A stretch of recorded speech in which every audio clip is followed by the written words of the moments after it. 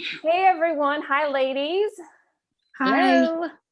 Hello. We are back with another coaches chat. We are on episode number 6. And this week we are going to be talking about self-control. What is self-control? Is it something that we can improve upon? So we're excited to have this discussion with you guys. I'm Ginger Simas. I'm founder and CEO, Healthy Habits Coach here at 7 Core Wellness. I'm Sarah Jennings. I'm one of your Healthy Habits coaches here. Hi, I'm Veronica Garces, and I'm also one of your Healthy Habits coaches. And it's interesting, when we did a survey back last year to our audience, and one of the questions we had, and it was kind of an open-ended questions because we really wanted to hear what people's thoughts were on what were the biggest reasons that you struggle with reaching your goals, creating healthy habits. Number one was time. They didn't feel like they had a lack in time. And number two was that they didn't feel like they had enough willpower or self-control. So this is going to be a great, interesting talk about, just to share. I myself have been reading a couple of books. I've got The Willpower Instinct by Dr. Kelly McGonigal, and then This Future Self Will Thank You About Self-Control by Drew Dyke. And so it's been really fascinating reading these and getting to understand more about this term, self-control / willpower. So we're going to get started by sharing a little bit of what we think of our definitions of self-control and willpower. Awesome. You want me to start? Yeah. Well, it's funny. We were talking a little bit before this, and I have just, I think, a strong opinion, I guess, about this topic, and how really the term willpower or self-control has been I guess translated over time, right? And how we perceive it now.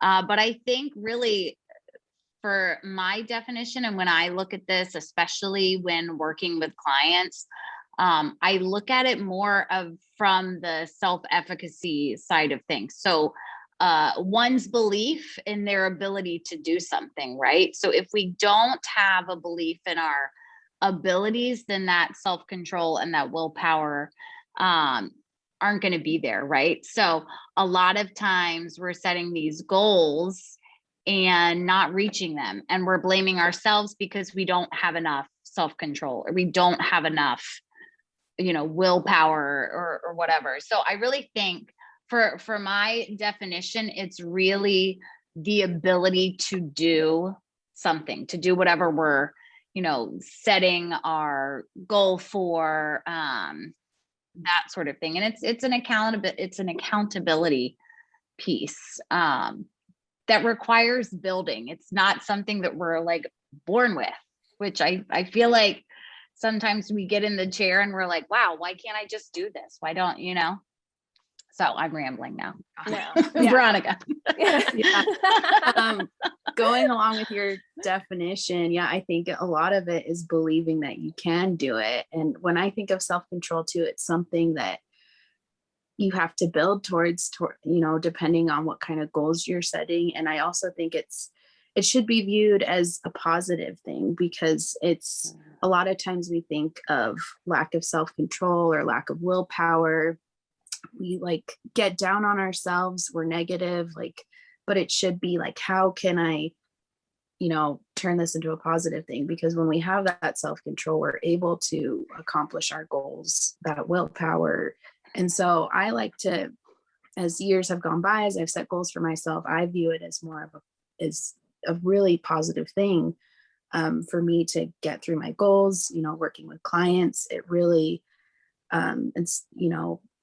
instead of saying oh, you have no willpower, you have this lack of self-control, how can I gain more self-control? How can I gain this willpower? Because can really be a positive thing to help you with your goals.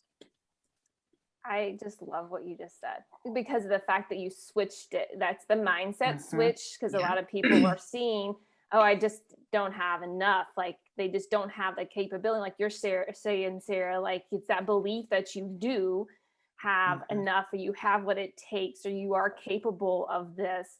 And, you know, but switching it to where it's like, okay, it's like we were given with the ability to to have self-control. It was like, it's part of our mechanisms, our biological makeup to have, self-control for our own protection. But as people know, it's not just readily there and available sometimes. And so we're going to dig into more about like how to figure that out, or how to strengthen that, because it's possible. And I'll just go into the idea. We have some, but it's at a very finite amount. We have some, but it's only at a finite amount, and it can be easily be depleted. And before I go into that more, it was interesting just talk about the makeup of our brain. And as I was reading it, that the frontal lobe, they have learned how actually controls our self-control. And because they just, one example, they are how, I mean, they've done the data and research, but like where someone had actually, like this one hard worker, like had a very physical demanding job, how, he was a very reasonable guy, one of the best workers, employees of whatever, had a horrible accident where he had bad damage done, like something impaled into his frontal lobe, one of those crazy ones that he actually survived. And how because it damaged that, his whole like attitude, his whole like way of living, like all completely changed. And he went from like having complete control to like no self-control. And so it's actually like ways of increasing that frontal lobe's ability to have, more control or self-control over circumstances. And like, so talking about that is a finite thing. So if you think about a lot of, people can be like, okay, wake up in the morning, I'm going to eat healthy for breakfast. I've got lunch. I'm going to, they're on it healthy. I'm going to eat healthy. And then they're like restricting themselves or eating really healthy throughout the day, work days, stress. And all of a sudden you get to the end of the day, and what happens? You have like depleted yourself of, suddenly the workouts you thought you were going to get done after work isn't happening. Maybe you're getting up kind of more testy with your kids or your spouse, and your health idea of eating something healthy goes out the window. I'm sure you girls have personally experienced that, those times. So you can get kind of like your willpower, you only have a finite amount of it, your self-control. But the good news is that it can be strengthened. So it's interesting. I like to hear your girls' thoughts on this. Is a thought. A lot of times when people make decisions, like especially if they've had that stressful day and stuff, and all of a sudden they're very tempted, instead of wanting to get that, lean protein and veggies or do that workout, they choose not to do that workout. And they justify in their minds, I'm so tired, I'm so this, my day went crazy, or they go make some poor choice for eating. And a lot of times I feel like, well, that's their control, because they haven't been able to control their day. It went crazy. So that's how they're sort of controlling. But actually you've lost control, your self-control, you've lost it. Do you girls agree with that? What do you feel about like that kind of?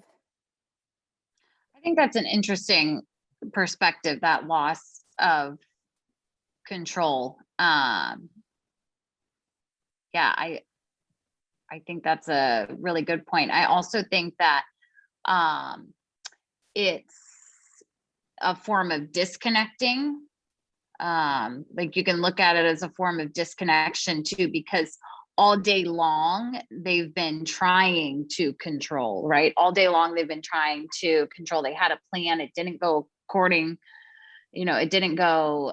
to what they had planned, so they were trying, like they're grasping for that control all day. And then at the end of the day, when they make this choice, it's a choice to disconnect from all of it. I think that's another way, because then like you're pushing away that like inner dialogue, that inner voice too, which a lot of times I think plays into when we set those like you were talking about setting that goal, like I'm going to eat healthy, right? Like I'm just going to do it.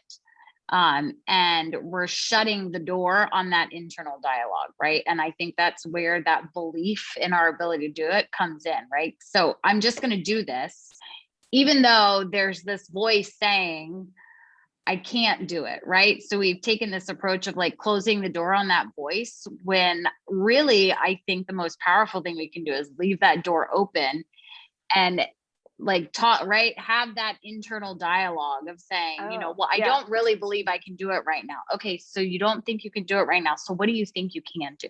Like having that internal conversation with yourself, that I feel like that's way more powerful than setting a goal that you're setting because you're supposed to do it that way, right? Which we get lost in that trap. And I think that's where the self-control and willpower trap comes into play, and it turns into that negative experience, right? Like Veronica was talking about, using it as a positive experience. And I think even the terms like self-control and willpower may have a negative like connotation to them now, right? Because we've used them as a lack of for so long. Yeah. So I think I went way off topic there, but no, I think it's interesting, like Jen, how you said that it's a loss of control. Like when you're, after a long day of work and you want to, maybe get a workout in, or, have that good meal for dinner, but then you just don't. And I think it's just going back to the mindset of it too. Like we have to, I know we're probably going to talk about this in our next episode. How can I gain more self-control? Like, what is it that's hindering me from not, controlling myself to do those things, or what do I need to change so I can have more self-control? Maybe it's, tweaking a goal or breaking it down into habits so that I can feel that I can do this, believe that I can do it. Yeah. So I think that's really what it comes down to, is that mindset. Yeah. Oh gosh, I want to like jump into all like the things that I came from reading these books, like sort of a conclusion of 5 different, and they're not super complicated, hard things that can help you strengthen your willpower muscle. I mean, they literally, the one researcher that's what he termed it as. It's like a muscle that you can strengthen, and there's ways to strengthen. And one thing too is that the more often you choose the self-control, the more you're strengthening it.